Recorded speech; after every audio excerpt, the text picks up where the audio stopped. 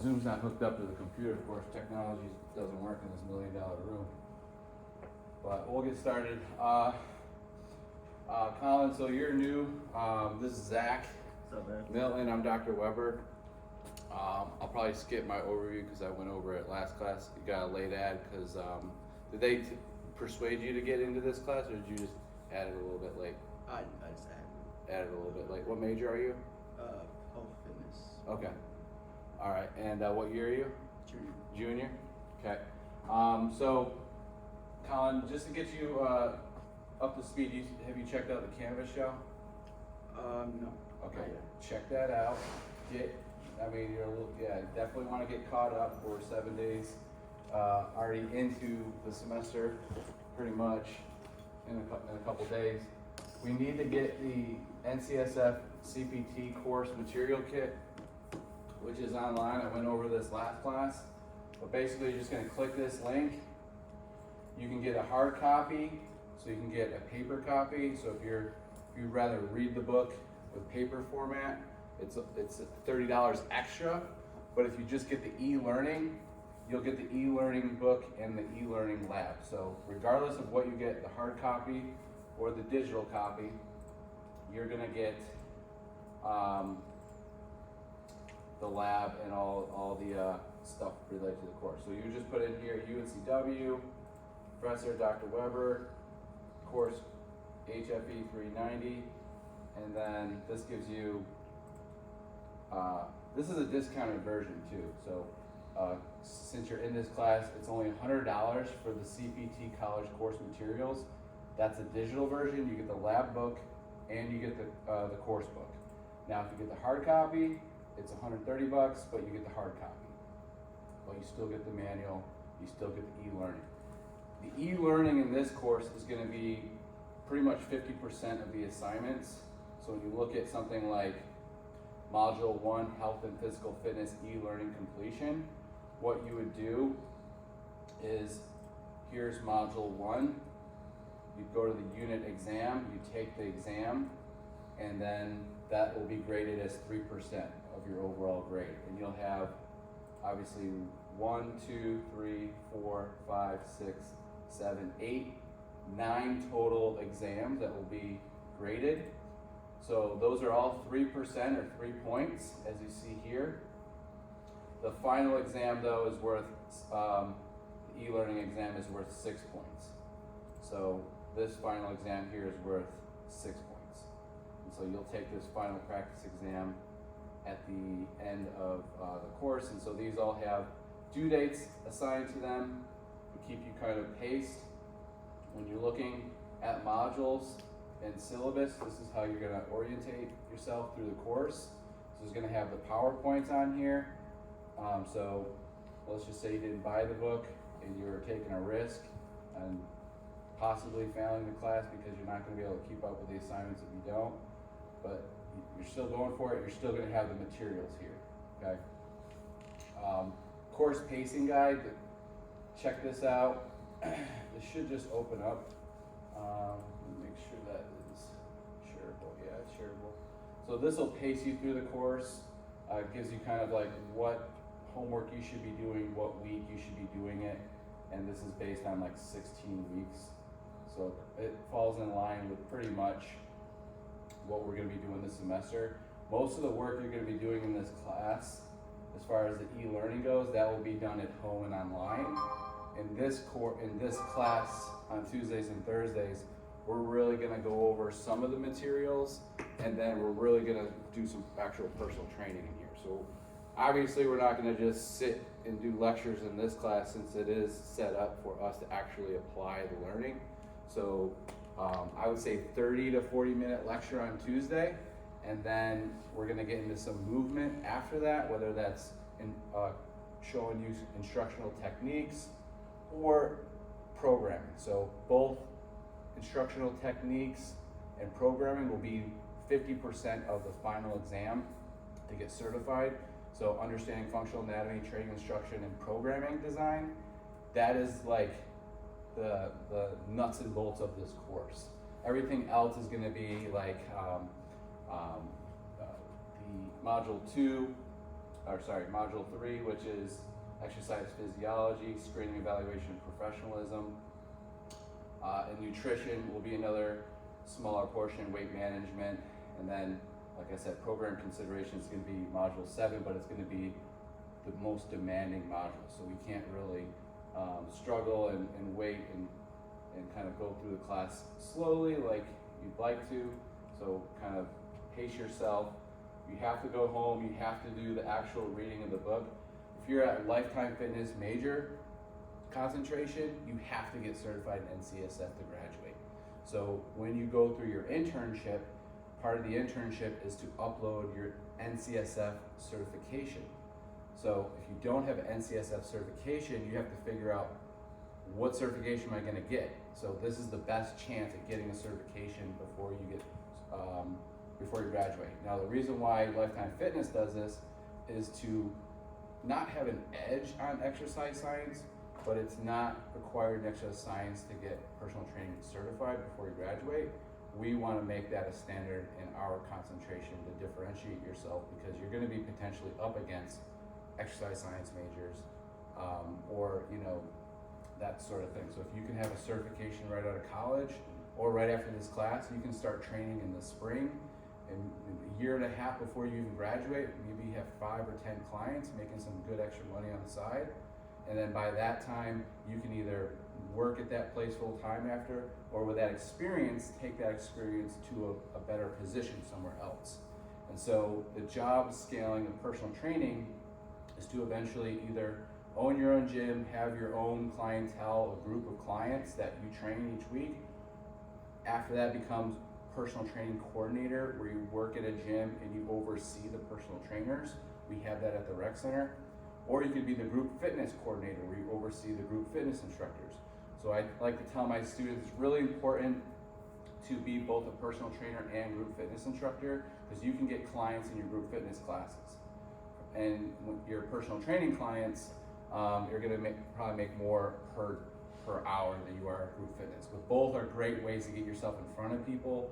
Like I said, I've gotten my best clients from group training, where people try out my class for free. They're like, hey, maybe they would be a good trainer. Or I tell my class after class, I say, hey, just so you know, I do personal train. If you want to talk to me about personal training or working on something that we learned in class today, talk to me after class. So you have to have a business savvy, entrepreneurial type of mindset, because you do have to do a lot of sales and personal training. That was the one thing that I struggled with the most when I first became a personal trainer. I thought I was just gonna get granted all these personal training clients. It didn't work like that. I had to meet people, I had to assess them for free. I worked with a lot of 60, 70, and 50-year-olds, so the clientele was older and I had to adapt to their age, and then learn that older clients are probably gonna be your most valuable clients, because they're gonna be able to actually purchase the training and stick with you. And so there was clients where I held on to clients for over 5 years, and they were giving me, they would spend almost $200 a week on training for 5 years. So some of these clients have a lot of money, lawyers, stuff like that. It depends on what gym you're at. Like some gyms, you might be closer to a richer population than another gym that doesn't have a good population of clients. So, there's over 50 to 100 gyms in Wilmington. So you have to find a place that you want to be at, and if you can't get there and intern there, then you want to try to find maybe the second best option. I think the best options are the rec center here on campus. It's the biggest, best gym in the county. You can transfer from working here at this university to another university. So that's another benefit of working at the university, is that there's universities everywhere. So if you have experience at the rec center, you're more likely to get a job at another rec center.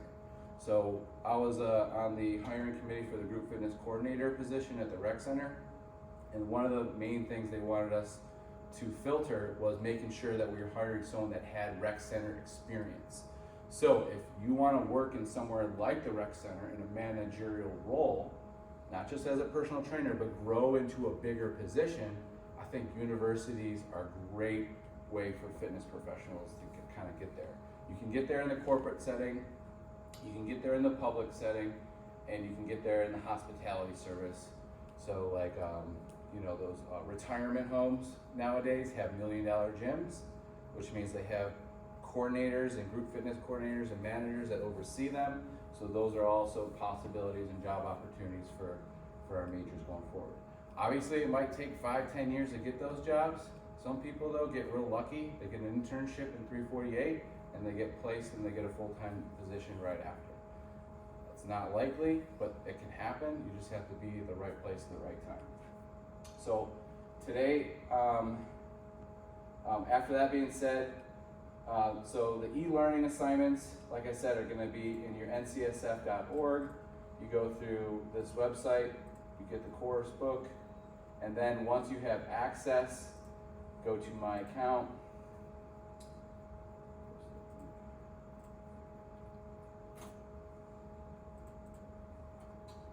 Go to study, and you start getting into the book. Now the lab assignments for this course are going to be right here. Lab Manual 2nd edition. So you'll have Lab 1 due, movement application. So just click it, you can download it. I'll probably download it first so that if you're clicking in here and you're writing all this stuff, it doesn't get, you X out of the page, you might not be able to get back. I would just download it and just fill it out and then upload it to Canvas. So your labs and your e-learning quizzes will all be through the NCSF, and I'll be able to see on the back end if you perform the quiz. So I have a teacher space where I can see what your grades are on those quizzes. So if you get, let's just say you get a 50% on the quiz, and it's out of 3, how many points do you think you'll get? 1.5 points, right? So that's how I'll grade that. Like I said before, they should all be hundreds on those e-learning quizzes because you can take them over and over. But the why do I want you to look at the e-learning quizzes? Why do I want you to look at the e-learning lab? Because it's all NCSF CPT exam related. So all the stuff that you learn in the lab, all the stuff that you learn from taking the tests are going to help you pass the exam. So you have to keep studying the questions for the exam as much as learning the information, and then going back and forth of why is this the right answer by going back into the materials. So one other advantage of this course here is that I give you a ton of test question and answers, hundreds, okay? Now, obviously, you should do your due diligence and look over these test questions. These also have the notes for each chapter, and it tells you what the exam will be contained of. So when you get certified, what % will be on physical activity and health? What % will be on functional anatomy? Okay, like I said, functional anatomy, training instruction, 15%, 16%. That's almost 30%. Plus your programming, 20%. Like I said, that's 50% of the course. So really focus the hardest on those 3 modules, okay? Exercise prescription and programming, functional anatomy, and training instruction. That should also be your most naturally, you should be most interested in those 3 as well, because your lifetime fitness majors and your health majors, and that is really the applied side of actually becoming healthy, like actually understanding what strength is, what power is, what good nutrition is, how to count calories, what lean mass is, how to calculate body fat percentages, okay? What are the percentages that I need to know as a trainer to be able to inform my clients? Obviously, all these things you'll be able to look up as a client, but you're not going to look up all this stuff on the CPT exam. So there's a lot of numbers that once I write anything on the whiteboard down, that take a picture of the whiteboard before you leave, or make sure that whatever I write on the whiteboard is something that you're taking away home, because that'll be really important. I did take this exam last semester. I didn't study for it. I got a 93. If I would have studied for it, maybe would have done a little higher, but I knew I was going to pass it. So I didn't have to really deep dive. I had one student who got a 97, but she was studying every single day. She got hundreds on everything. She was my best student as well. She got a 97. I've never had a student take it and not eventually pass it. I only had one person take it, fail it, and they retook it, and then they passed it. So Everyone who's taken it, and over 12, maybe 20 students have taken it so far, have passed it and are NCSF certified. Like I said to my last class, don't worry about the acronyms: NCSF, ACE, NASM, ISSA, NSCA.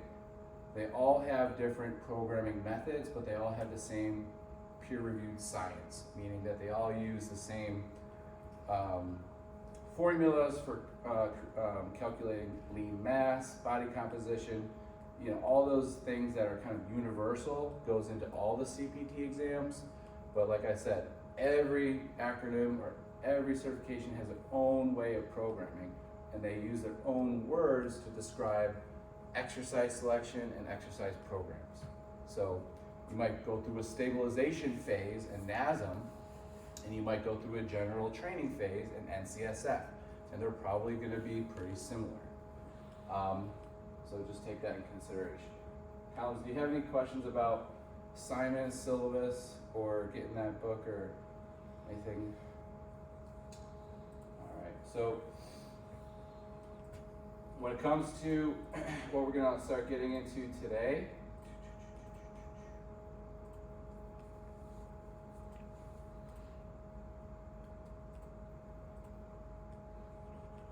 let's see how well y'all do. So understanding wellness, this should be brushing up on maybe old materials that you've learned in other classes. So you should know the 6 categories of wellness. So health is now, the new term for health is now wellness. Health used to kind of depict like disease and kind of like if you were in good health, or as if you were disease-free or not disease-free. That wasn't a good way to kind of demonstrate what wellness is. Wellness is kind of looking at not only your physical health, but like things like emotional health, occupational health, and the different categories. Understanding the factors that affect health and wellness, being able to differentiate physical activity and exercise. Anybody know the difference between physical and activity and exercise? What's the difference? What's the difference between physical activity and exercise? Physical activity, I guess, would be to like if you're just walking. Okay, walking. Walking. What do you think? Well, I think exercise is more like tiring, and like I think it's like they're both like physical activity, but exercise is like like walking versus like running. Okay, so now you're saying it depends on the intensity. Yeah. Exertion of the body. Exertion. Okay, so what they want you to know is that physical activity and exercise are not the same. So if I do some gardening, am I exercising? Is it an exercise? No, because an exercise is defined as performing an activity that has a health-related fitness goal in mind. So like you're not just doing it just to do it. So like if I were to just say I went into, say I just went over there and did some pull-ups and came back, that would be more physical activity than exercise. Because I didn't do any sets, there was no reps involved, there's no programming involved. So exercise is like, I have a goal in mind, I'm gonna perform this many sets and reps to achieve my goal. And so exercise is more prescribed physical activity. Physical activity just happens. I mean, we can be physically active in our chairs, but it's not exercise. Some of us have more, they call non-exercise activity time, so NEAT. So you have what is called your caloric outtake or output each day. And so part of your caloric outtake is your basal metabolic rate, which accounts for most of the calories you burn per day. So each hour you burn about, say 50 to 100, say 80 to 120 calories an hour without just sitting here. So you're just burning so how many calories is that a minute? So if you're burning about 100 calories an hour, that's over a calorie a minute, right? But if I start jumping, how many calories a minute is this? 10 calories a minute. Okay, so if I were to just do this, so how many calories am I going to burn an hour if I were to just jump in place? 600, right? But I'm not going to do that, right? But that's how you can increase your thermogenesis or your energy output. Okay, so you have your basal metabolic rate, your non-exercise activity time or NEAT, you have your thermo-effective food, so the food that you eat metabolizes and you have to break it down, that costs energy. Okay, and then I think there's one more, so non-exercise activity time, BMR, TEF, and there might be one more, but that will kind of be, and then your physical activity levels, right? So that also has another layer of maybe 200 to 300 calories per day. But most people don't realize you don't burn the most calories per day during your exercise. You burn most calories per day doing nothing. So don't look at exercise as a way to burn fat or lose weight. That's not a good approach. You're not going to outrun a poor diet, basically. So don't use exercise like we're doing this for fat. We're doing a fat loss exercise. There's no such thing. You can burn more fat jumping than walking, yes. You're gonna burn more calories total, okay? But you're not burning fat when you're jumping. You're actually burning more carbs and fats because it's a higher intensity. The lower intensity, something like walking, that's all, you're burning only fat, basically. You don't need any carbs. So you have to know, am I burning carbs when I'm training? Am I burning fat or a combination of both? Okay? Understand the difference between overload, progression, and specificity. Does anybody know the difference between overload and progression? Probably took me the longest time to try to figure out the difference. It sounds like overload has to do with like specifically like weight exercise. Yeah, and okay, progression weight. can be like body weight.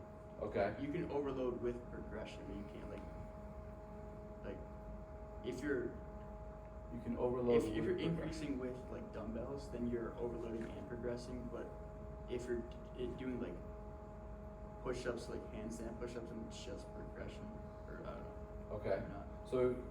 So overload, let's just keep it simple. So overload is when I add weight to the bar. Progression is when I change my training program because I'm getting stronger. Does that make sense? That's the best way I can describe it. Because if you start thinking progression is overload, then you kind of get them mixed up. Because progression kind of sounds like overload. I'm adding more weight to the bar, how is that not progression?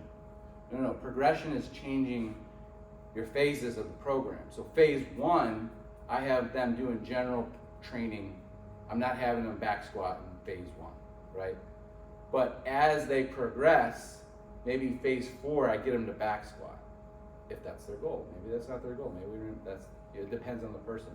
So progression is the phases of training. Overload is adding weight or making the exercise harder each week, whether that's more volume, more intensity, less rest, supersetting, tri-setting. Those things are harder, but those are not progressions. Progressions is actually changing the program, changing the phase of training, okay? Elastic and plastic response, that might be familiar, but elastic response is when something kind of bounces back. Plastic is when it's stuck. So basically, a plastic response to exercise is when you have adaptation. So you're no longer having to create new motor learning. So if you've learned the push-up, you have a plastic response, but if it was the first time you did a push-up, you'll have an elastic response. You won't learn the push-up until you've done it over 100 times throughout a couple weeks. So you'll have a plastic response if you have consistency. You'll only have an elastic response if you do something once. You won't have any adaptation, okay? Differentiate between moderate and vigorous activity levels.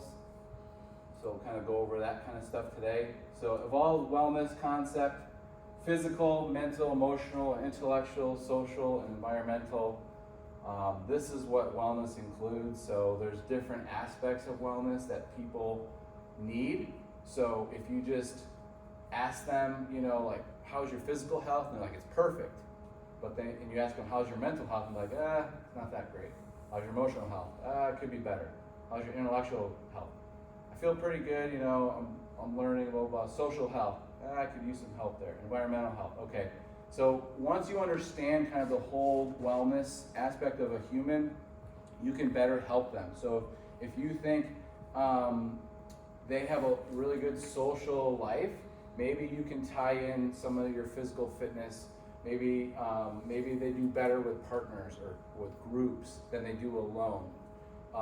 Maybe they need to be stimulated with intellectual education, whether that's you give them some handouts and stuff that they can learn about training.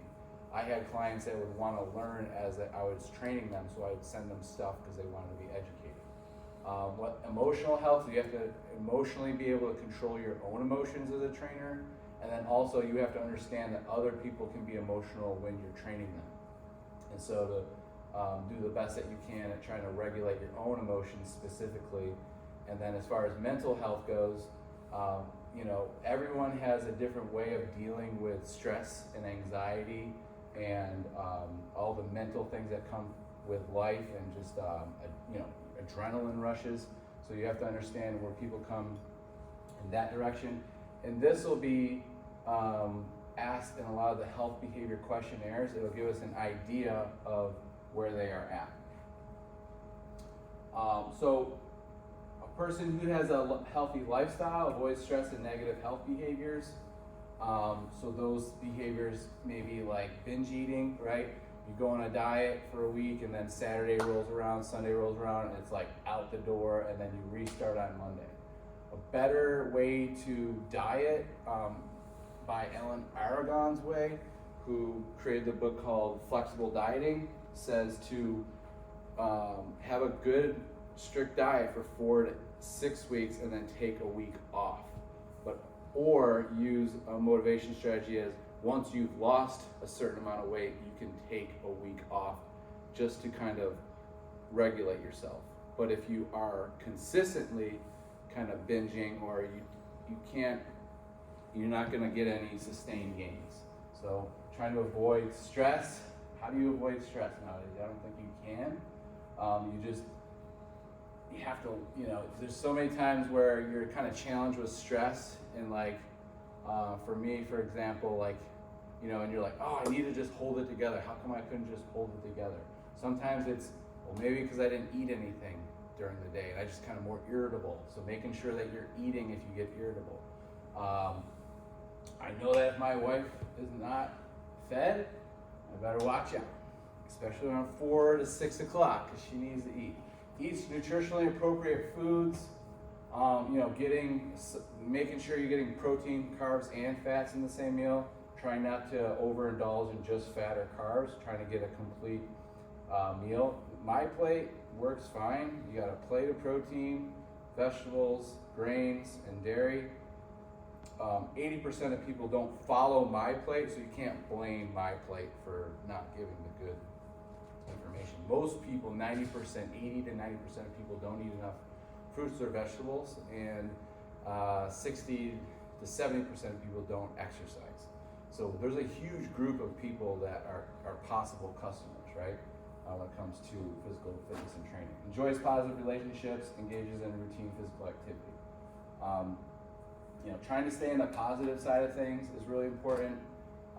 Glass is half full type of approach, even though it might not be. But if you tend to see things as glass half empty, or if you're always looking at things as a negative viewpoint, you'll kind of always have that viewpoint. You won't have a growth mindset. It's hard to have any growth in your life if you have a negative attitude. So it's really important to have positive relationships, positive attitude.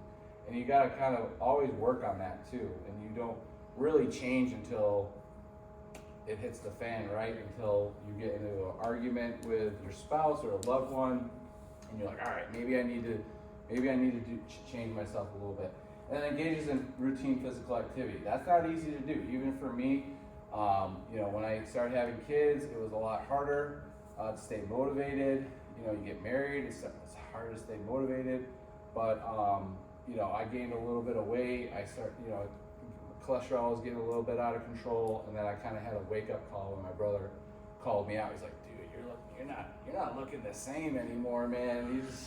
you're starting to lose it. And when someone says that to me, who's been into fitness his whole life, who literally is just like, you know, was the person at the gym twice a day, every day for years, and then didn't phase out of it, but definitely when you train hard for such a long time, you can't gain anything if you go subpar. So basically, the more you train, the harder it gets. It doesn't get easier. Like, growth doesn't just happen on its own. That's why you'll see people at the gym and they haven't grown or nothing's changed in 3 years, right? They kind of maintain things. If you want actual growth, you have to try harder. And that's not always a motivating thing to do, is they have to push harder the next workout, have to go up in weight the next workout, right? Because if you stay the same weight and if you're pushing the same weights, you're doing not enough intensity for growth. So a lot of people will get, you know, like my mom, for instance, she'll get the 10-pound weights and she'll do the 30% 1 rep max bicep curls for 20 reps, and it'll burn from 15 to 20, but the motor recruitment isn't high enough for there to be growth. So in order for there to be adaptation, there has to be overload. So there has to be a certain 1 rep max intensity for there to be growth. And that's around 65 to 70% 1 rep max. That means if I bench 200 pounds 1 rep max, 70% of that is going to be 140 pounds, right? So I need to be pressing at least 135 on the bar for there to be any maintenance. Now, if I want growth, I got to get close to the 80 to 90% 1 rep max. So that's at that, 80 to 90, that's about 180 pounds if 200 is my max. I need to be repping that out for 3 to 5 pounds to get full motor recruitment in order for there to be growth, okay? So you have to overload, you have to have higher percentage 1 rep max for there to be growth. If you're playing around with these high reps, low weight numbers, that is not initiating and provoking enough muscle stimulus for there to be growth. And if you're not eating any protein, don't expect for there to be any growth either, because protein is super essential. So getting 0.6 to 0.7 grams per pound. So if I weigh 200 pounds, that's like 140 grams. That's like 120 to 140 grams on the low end I want to get, and up to my weight in pounds if I'm a bodybuilder. So if you're not a bodybuilder, you probably don't need pound per gram or gram per pound. But you do need around 0.5, 0.6. I would say to optimize things, 0.7. So if you weigh 200 pounds, 0.7 is 140 grams per day, and that's 140 divided by how many meals you eat. You're just making sure you get that many grams of protein per meal. Now, once you get on a consistent protein diet, it's easy, but a lot of people think it's hard to eat protein. And if you think about how many calories are in 1 gram of protein, and you eat, say, 200 grams of protein, how many calories is that? Anybody know how many calories is 200 grams of protein? It's 800 calories, okay? Because there's 4 calories in 1 gram of protein. So if there's 800 calories in 200 grams of protein, and I need 3,000 calories per day to maintain, that's less than 30% of my total calories I need for the day. So don't think of 200 grams of protein as a lot. When it comes to the whole scheme of things, half of your diet is carbs anyway, and then the other half is going to be either protein or fat. And it's your job to try to get those numbers above 10% at the minimum.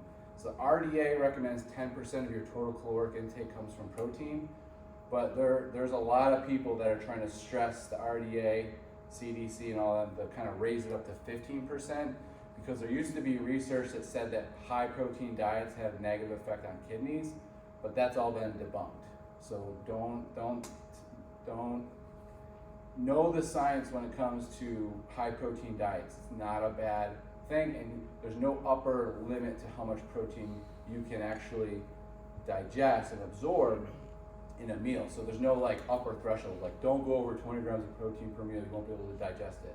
Actually, the higher amount of protein you eat, the more you actually synthesize into protein or into actual muscle. I think also is with them new shots that come out, the Wegovy and stuff, my wife, she takes one, and she's noticed. GLP-1? She takes the Wegovy or whatever it is, that one. And Is that Ozempic? it's I guess the other version of Ozempic. Okay, so those are all called GLP-1s, they call them. And They're all she the same. takes, but she's noticed that where she has to actually shoot up her protein Right. and everything else, because if she doesn't, She'll lose bone and muscle. yeah, her body reacts Will completely deteriorate. different. Yep. And then also with her, because with her diet, she has to eat, like, she'll eat protein, but she can't eat it from the store. She has to eat the grass fed, Mm-hmm. because if she gets it from, like, say, chicken from the Walmart, Right. then it completely, Okay. so like the proteins and stuff, she's noticed to where she has to, so it's like she'll drink a shake in the morning Right. versus not, like, say, an egg or something. Right.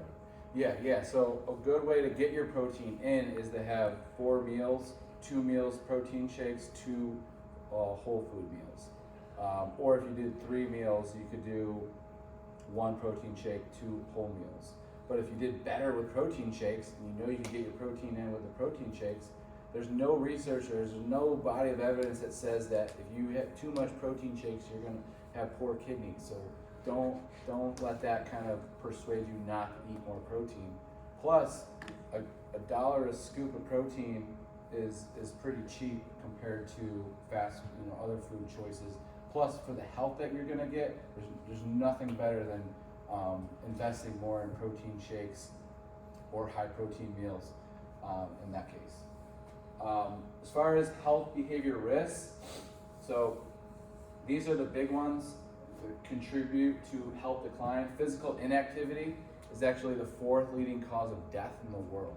So because people are so physically inactive, it's caused the 4th leading most cause of death. So more people die from physical inactivity than a lot of other things. Now that's all correlated to what happens when you are physically inactive, which is increased obesity, increased cancer risk, and increased cardiovascular risk and diabetes, which are all increases of mortality. So when you have an associated risk, you'll have more likelihood of disease, and when you have disease, you have more likelihood of early death. So we're all trying to cheat death every single day. Every step, everything we do is one day that we're trying to just avoid not dying early, pretty much. You might not notice things immediately, like you can have a burger, and not notice anything later, but those things will kind of add on over time. Inadequate sleep. If you're not getting at least 5 hours of sleep, I would say that 5 would be the bare minimum, but optimizing yourself, you need 8. Athletes need 8.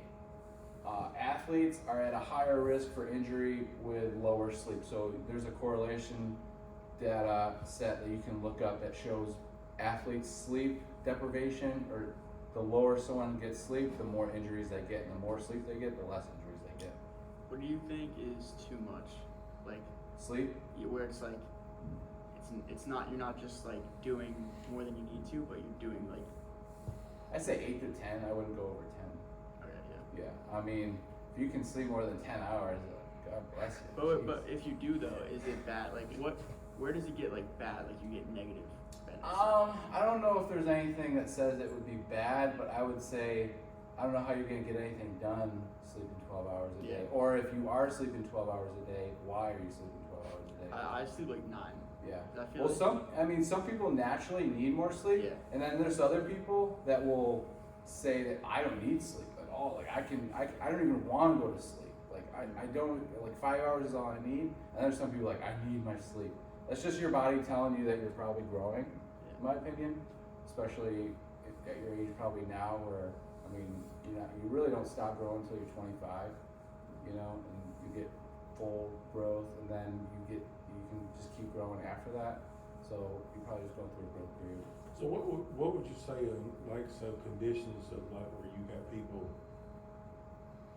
so you got like or for military working almost conditions? Oh, military members have some of the poorest health metrics in the population because of what they endure during training and combat. And so, for example, I have a close friend who's in the, he's a Green Beret over in Fayetteville, and his testosterone level is at 200. Now, why is his testosterone so low? Chronic sleep deprivation, the assignments that he has to do that he won't be able to ever tell me about, that he's doing in Africa and all around the world, and he's very high level military rank, and so when he got back, he got his testosterone tested and it was only 200, and average is like 400. So if you're under like 300, I mean, I think average is like 550, but if you're under 400 or under 350, that's considered hypogonadism, so low testosterone, which will cause even more fatigue and more stress and more just like you can't keep up with yourself. You have no urge to exercise. When he finally took the testosterone, it gave him that will to be kind of more of who he was. So testosterone doesn't really make you more aggressive unless you were already kind of an aggressive person. Wait, did he start taking it in the military? No, he just started taking it. It's a hormone replacement therapy or TRT therapy. So he didn't take it before, but he's 40. He's my age. So is he still in it though? He's still in. Yeah. Okay. So you're like, if he wasn't, he probably didn't. He wouldn't need that because he could just like sleep more. Right. I mean, I'm at very good testosterone levels at my age because I'm very healthy and active. I would attribute my normal to high testosterone to how much training I actually perform consistently throughout the last 20 years. So like, you will increase testosterone with really heavy leg press. You will increase testosterone with really heavy bench press, but you have to hit these 80 to 90% 1 rep maxes to get those actual hormone changes.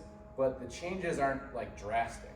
They just kind of keep you healthy and keep you growing as long as you're in a calorie surplus. But if you're in a calorie deficit, you can't grow. So, or if you're on keto, it's harder to have fuller muscle. You can still get strong on keto, but muscle size you'll atrophy because carbs are loaded in your muscles as glycogen, and 1 gram of muscle is 3 grams of water. So water sticks to muscle. So if you don't have a lot of carbs, you'll lose a lot of water weight actually, and muscle size. Chronic stress. Stress is that that feeling that you need to do something and you're not doing it. Stress kind of figures itself out, right? You have a deadline and you get it done. That stress makes you do that deadline. But some stress can be so overwhelming that you can't get anything done. Chronic stress and worrying about things and worry. You know that one person that worries about everything. That actually increases cardiovascular disease, stroke, and heart attack risks. So people that have higher stress, can have more hypertension, high blood pressure, that type of thing. Poor diet, obviously, especially saturated fats specifically, animal proteins, animal fats will have the biggest impact on your LDL, HDL levels, your cholesterol levels, which we'll get into big time in this class, so I don't want to go into that yet. Dehydration, I'm probably dehydrated right now, honestly. I don't even know where my water is. Oh, it's right there. You will perform at 1 to 3% less of your optimal level, whatever that is, if you're not hydrated. So whether that's public speaking, training, doing anything, it's always important to be hydrated. You do need salt, you do need minerals and electrolytes to keep you hydrated, so we'll talk about that in depth when we get into nutrition. Obesity is like, that is definitely the biggest problem, is having too much visceral fat, which is fat around the organs, because that fat is actually toxic. That toxic fat is surrounding your most vital organs. So let's just say those organs can't be supplied as much oxygen because the capillaries or alveolar sacs are filled with gout, which is basically fat and high cholesterol. It'll be harder for blood to get into, say, the liver or, say, a specific organ, which could also lead to that organ failing eventually. So not only does poor diet risk heart attack and stroke, which happens in the neck, heart attack happens here. Heart attack is actually when the blood vessels on the heart, those blood vessels are the ones that have plaque in them, and those vessels end up clogging, so the heart stops, okay? The stroke is when you get either a piece of debris or there's that same problem, atherosclerosis, happening in the neck where the blood can't reach the brain, okay? So if somebody all of a sudden starts kind of looking like one side of their head or face looks different than one side, or their body looks a little bit numb on the other side, they could have had a stroke. My aunt just had a stroke. She's also a heavy drinker. Correlated, probably. So she is going through the rehab of going through the stroke. And as far as health-wise, pretty physically active, pretty thin, but stroke. High stress, alcohol consumption, okay? Which is on here, both of those are on this list. Okay, just because you're active, if you have chronic stress or if you're smoking cigarettes, the physical activity actually will counteract a lot of the tobacco. Believe it or not. Exercise is like the ultimate thing you can possibly do to counteract all health risks. So if you want better sleep, you want less stress, I'm not going to say it's going to improve your diet, but when you work out more, you have more to kind of look forward to. So you know that diet will have a more profound impact. So you probably are more likely to eat better if you work out. If you work out, you're going to drink your pre-workout, which is going to hydrate you, right? And you're going to drink during the workout. You're going to drink after the workout. Those things are really important for hydration. But let's say if you didn't go work out, would you have drinking that 60 ounces of water, 20, 40, 60, 20 before, 20 during, 20 after? You would have no urge to, right? So working out actually increases your hydration because you got to think about those things. Obviously, it decreases obesity. I don't know if it limits your tobacco use or alcohol consumption. Those are personal choices. And then, poor emotional health.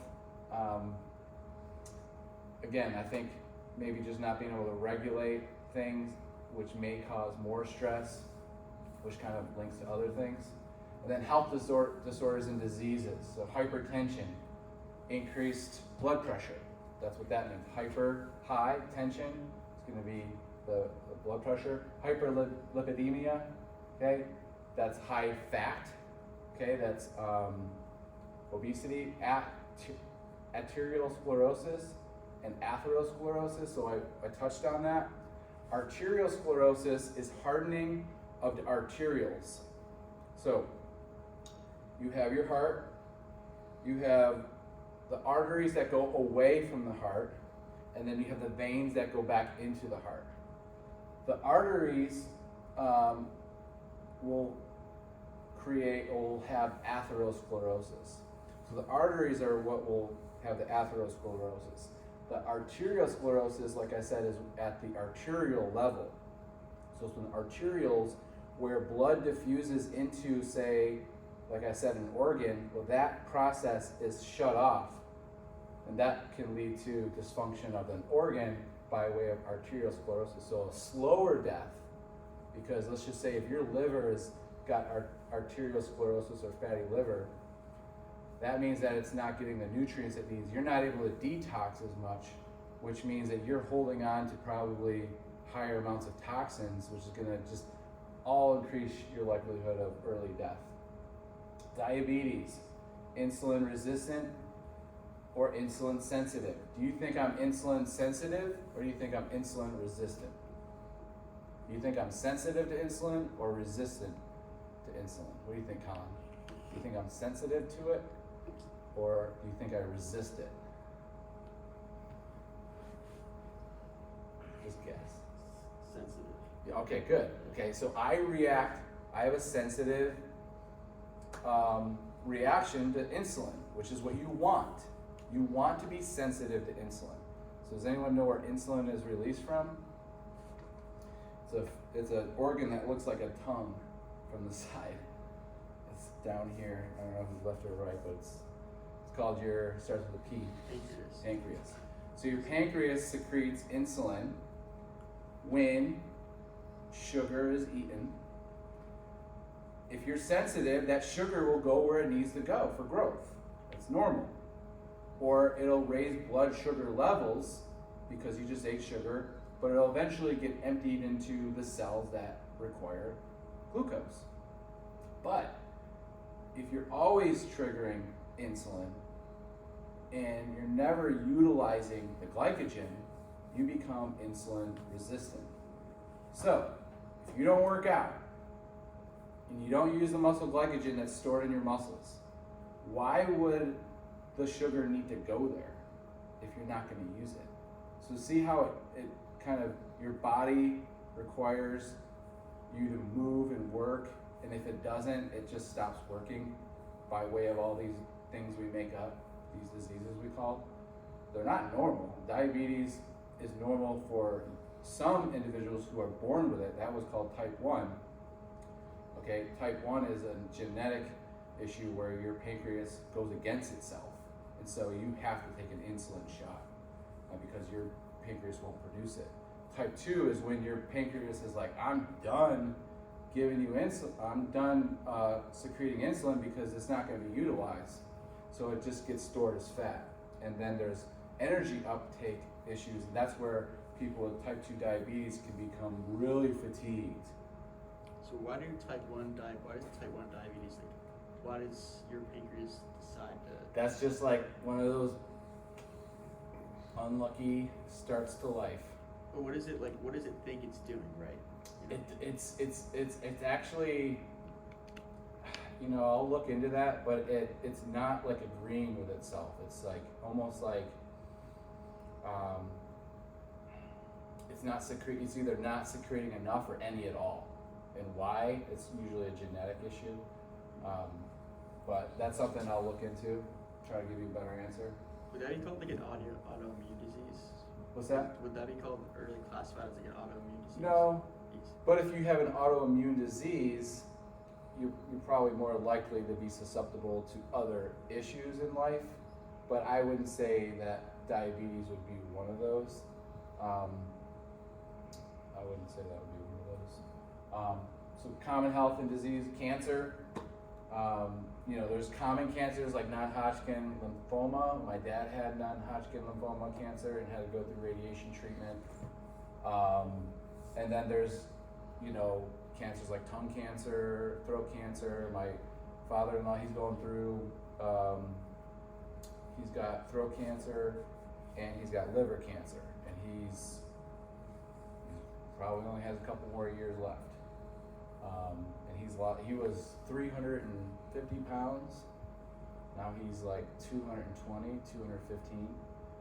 Looks like a totally different person now. There was a time where he couldn't really even swallow anything, so he lost a lot of weight that way. But the cancer treatments, depression can be, that is invoked case by case, right?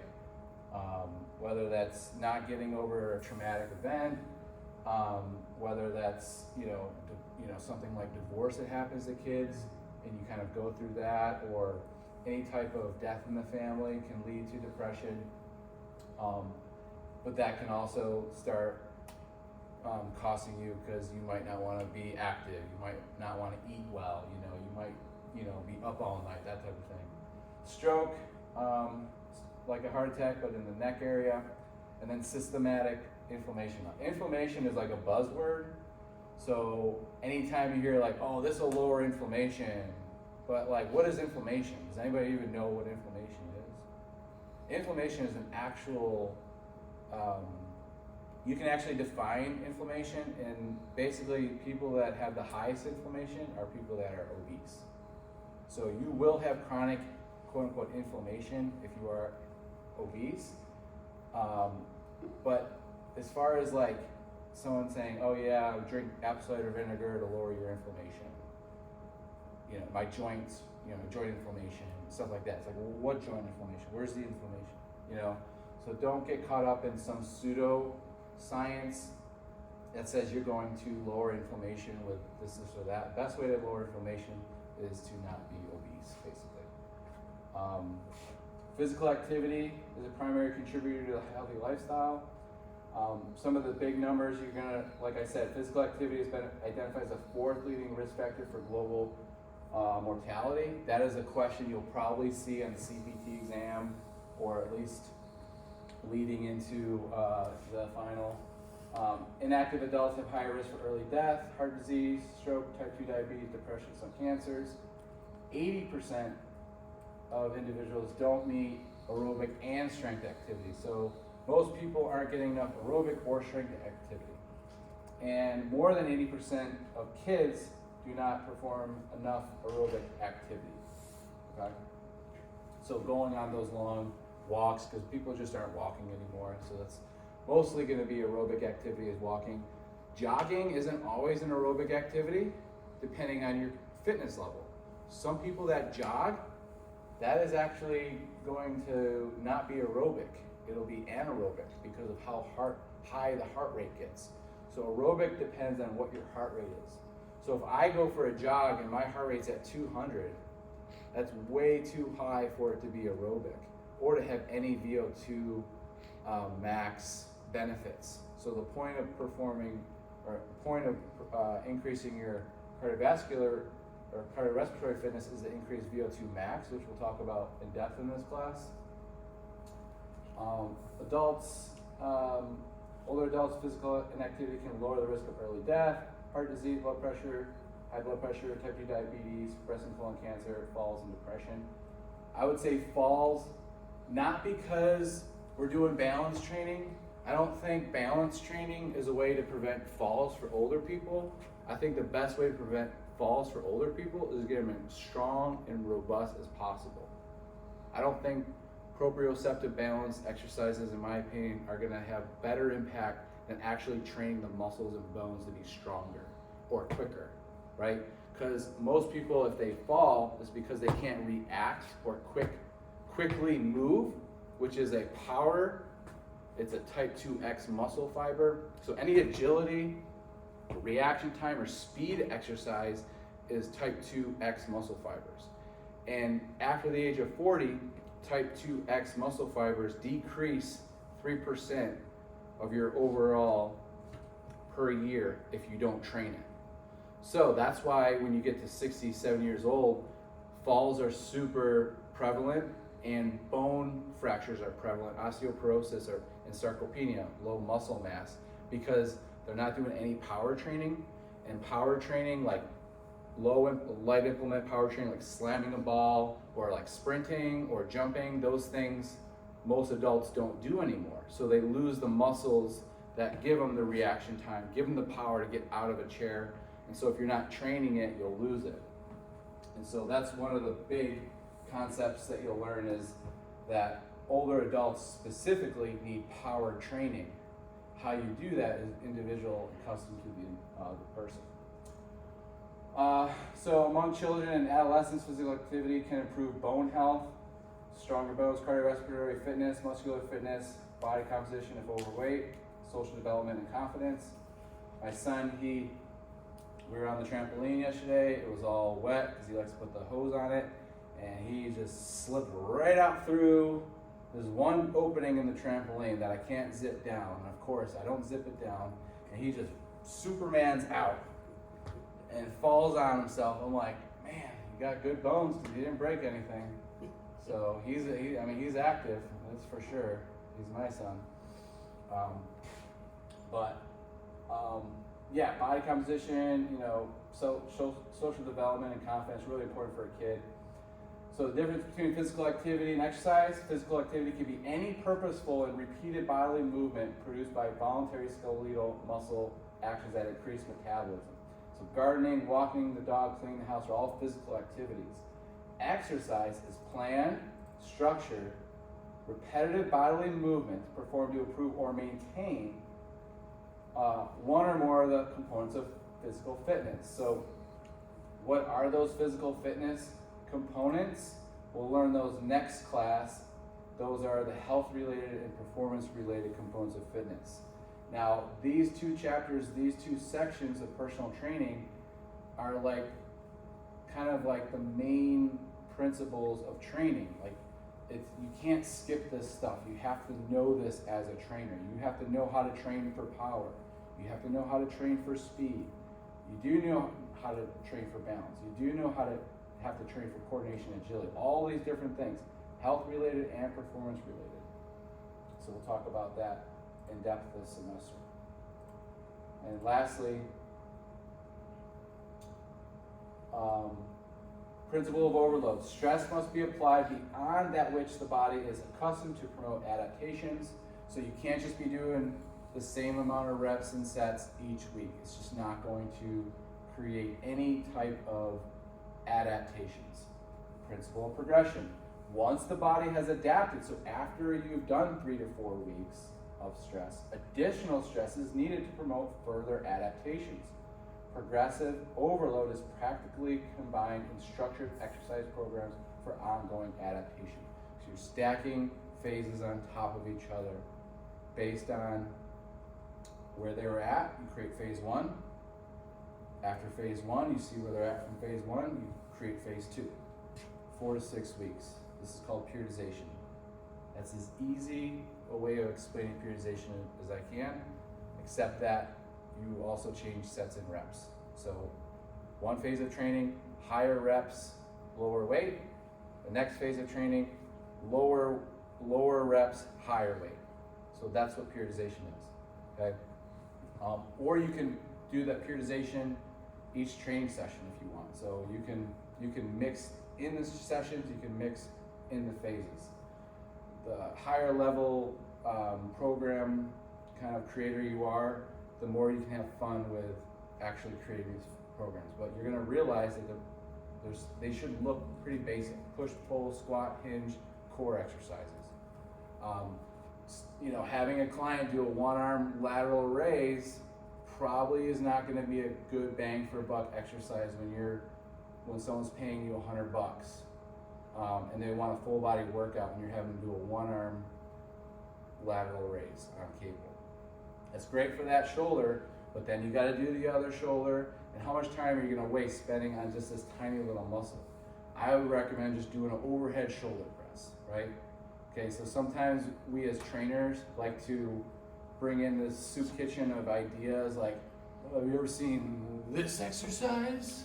And you're like, no. And you're like, that's my new favorite exercise. I'm like, all right, I don't know where you got that one from. You don't need to really think outside the box. Some people think you got to think outside the box, but they haven't even like built the box yet. Like you have to be able to understand the principles of training before you start breaking the principles of training. So once you know the rules, you can break them, but you got to know the rules first. So at least show that you know the rules before you start making up your own stuff. Don't make up your own stuff first. Follow the rules, then you can kind of deviate and do your own custom whatever. But a lot of times it's the opposite. You create your own stuff as a personal trainer, you realize it doesn't work, go back to the education certification part, you start utilizing that, and then you're like, all right, I need to build a system that is actually science-based. Because you are liable if you injure a client from negligence. You are not covered from negligence. That means if you have somebody that straps something to their neck and you have them doing these neck exercises for no reason other than because you saw it on the internet, and all of a sudden they got some type of pinch, they got to start going to the chiropractor, they gotta start spending money on physical therapy because you did something to their neck that you probably shouldn't have touched to begin with. Like, what are we doing neck exercises, right? Oh, I saw it on Instagram, right? So don't be that type of trainer that just kind of finds things, thinks it's gonna work for everybody, tries to pigeonhole people and gets them injured. I haven't gotten people injured, but I definitely train the wrong exercises at the wrong time. But you don't learn that until you fail. So sometimes you have to fail to figure all that out. We talked about elastic and plastic responses, quantifying physical activity levels. So you need 150 minutes of moderate intensity per week, or 75% of vigorous activity a week, or a combination 2 times a week, and you should exert 1,000 calories per week. Now, if you want greater health or fitness goals, you need 300 minutes a week or 150 minutes of vigorous exercise, and you should exert 2,000 calories a week. This right here, all these numbers right here, you do have to remember. They do want you to know. For baseline, they want you to know the difference between baseline and greater health benefits. They want you to know that 150 is minimum. They want you to know that 75 if it's vigorous, okay? They want you to know that you need to burn at least 1,000 calories a week. If you want better results, you need to double that, 300 minutes or 150 or 2,000 calories. So moderate intensity exercise is 3 to 5.9 times the intensity of rest. So this is 2 times the intensity of rest, 3 times, 4 times. See how that kind of works? So the higher it goes, so something 6 or more would be vigorous. Okay, so that we don't have to do as much vigorous as we do moderate. So something like swimming, jogging, aerobic dance, cycling, downhill skiing, jumping rope, continuous yard work, martial arts, circuit weight training. That's all vigorous. So anytime when it comes to weight training, that's vigorous exercise. But how long do you take reps and how long do you rest during your sets? That type of thing. That's why it says circuit weight training. It doesn't say resistance training. Circuit weight training is when you do one exercise, then you do another exercise. That's going to be more vigorous than if you were to do an exercise, wait, and do another exercise. So I think that they did that on purpose because typical resistance training might not be vigorous enough, okay? So that's going to do it for understanding wellness. Does anybody have any questions before we head out today? What would be